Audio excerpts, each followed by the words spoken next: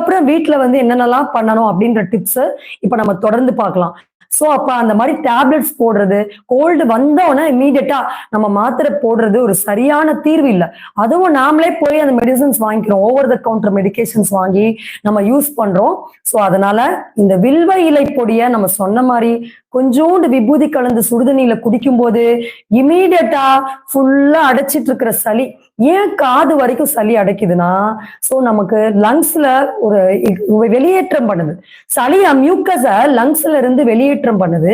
So அதனாலதான் நமக்கு காது வரைக்கும் ஃபுல்லா குப்புன்னு அடைச்சுக்குது. மூக்கு காது எல்லாம் அடைச்சிட்டு மூக்குல தண்ணி தண்ணியா ஒழுக ஆரம்பிக்கும். சோ அப்ப அதனால லங்ஸ்ல இருக்கக்கூடிய பிரஷர் ரிலீஸ் ஆகணும்னா வயத்துல இருக்கக்கூடிய கேஸ் அண்ட் ப்ளோட்டிங் வெளியே போகணும். சோ அதனால ஒரு 5 days டயட் வந்து இந்த பதிவுல சொல்ல போறோம். சோ அந்த டயட் கண்டிப்பா இன்ஸ்டன்டா நமக்கு இந்த மூக்கடைப்பை இன்ஸ்டன்டா ரிலீவ் பண்ணும்.